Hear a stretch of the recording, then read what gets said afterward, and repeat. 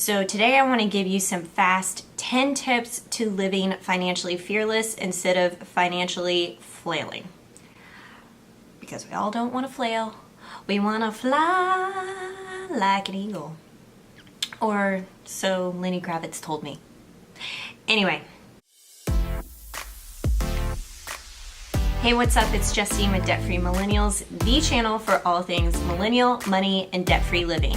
If you're interested in learning how to live the debt-free millennial life, be sure to hit that subscribe button right down here so you never miss another video from me.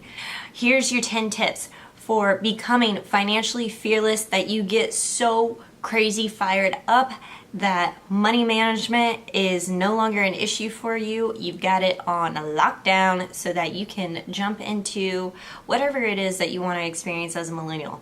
Travel, food, craft beer is always my jam. You know it is. So drop me your favorite craft beer below in the comments if you're living that financially fearless life, that you've skipped out on the Coors Light and the PBR and you've upgraded your beer game. All right, so the first tip is to create a debt-free mindset. You have to understand and believe that you can become debt-free. A lot of people have the belief that living in payments for the rest of their life is just always going to happen. In fact, I had a conversation with somebody that I met over at a party, and he just told me that it's not so much about having debt, it's how you manage debt. And I had to disagree with him. You have to have a mindset for riches instead of for poverty. If you always think you're going to be poor, chances are you're going to be poor. Now, if you have the mindset that you're going to be rich, you're always going to be rich. Tip number 2, set aside $1,000 for emergencies. This is what I like to call the oh shit fund, because there is going to be a moment that pops up in your life that says, oh,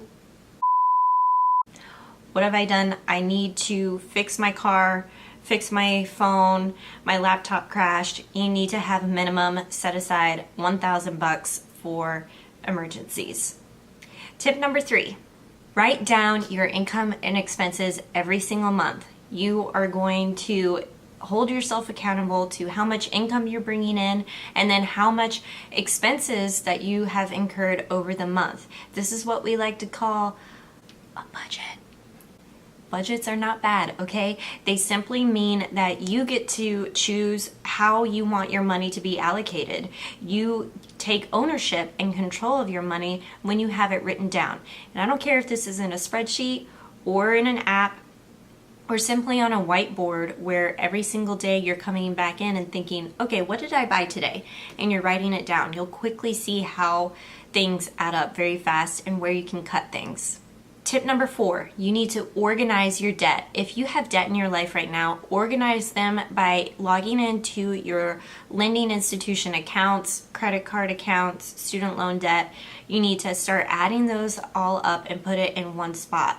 You'd be surprised at how many people actually don't know how much debt they have and where their debt is at.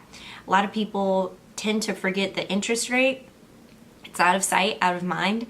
So when you have it organized, it helps you stay accountable and take action on that debt.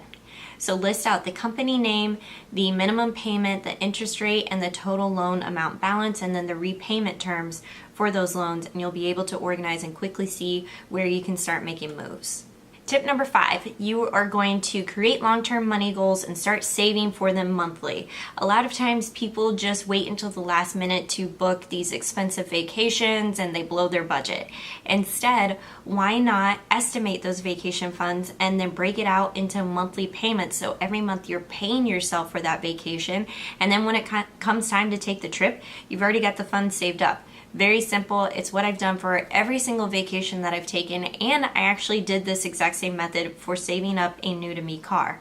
So I researched what kind of car that I wanted, and then I looked up how much that price point was, and then every single month I was paying myself for that car so I could walk into the dealership and pay for it in cash.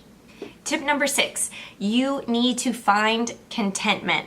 A lot of people think that keeping up with the Joneses or spending money on material goods is going to somehow fill them with happiness and joy. If you guys haven't checked out my video on millennials and materialism and how I got sucked into it, definitely give that video a look through, because So many of us get caught up in buying materialistic things only to realize that our happiness is fleeting. So very quickly, write down 3 fun and free activities that fill you with joy. That could be reading, that could be going for a hike, maybe it's walking through a park, or simply playing Mario Kart with your bestie. Come on now, that's a thing. Disney movies with my bestie is always something that I love to do, and it's free. We already have all 1,000 Disney movies, right?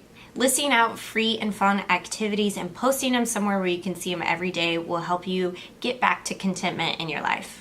Tip number 7, share your money goals with a loved one. The more you share your ideas for getting out of debt or saving for a long-term money goal, the more you hold yourself accountable to that, because then people are going to be asking you about that goal later on down the road. So the more you can share your debt-free goals, or if you're saving up for something in particular, the more you will be held accountable to that. So if that's you, I really want you to drop a comment below. Tell me what you're working on right now. Are you paying down debt? Are you saving up for a house or a car? Trying to do a little bit of everything? Let me know in the comments so we can all hold you accountable to that goal. Tip number 8, you need to move as fast as cash. So if you don't have the money in your account and you want to buy this particular thing, you don't have the money, you can't afford it. That's as simple as that. If you do not have the cash, then you cannot buy that thing. It's very, very simple, and that's all you need to stick to when you're thinking about purchasing a big item.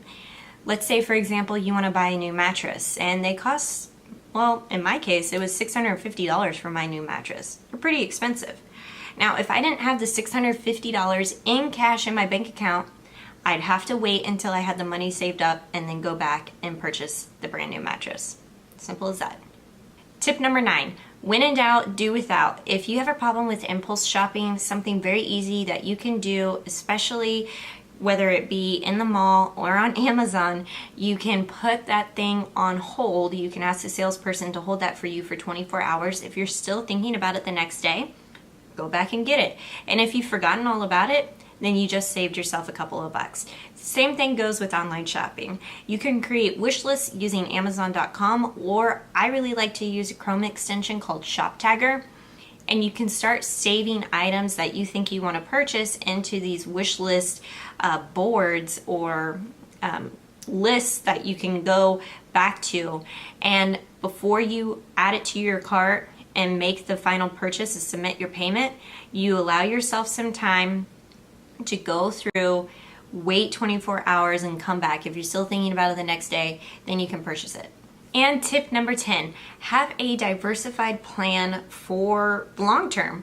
We need to start thinking about retirement now, and because we're millennials, we still have time on our sides, but you need to start today. Even if it's just 2% into a 401k, a little bit goes a long way. Now, I personally like to use Vanguard and their index funds. That's just me. Now, remember my disclaimer about me not being a financial advisor?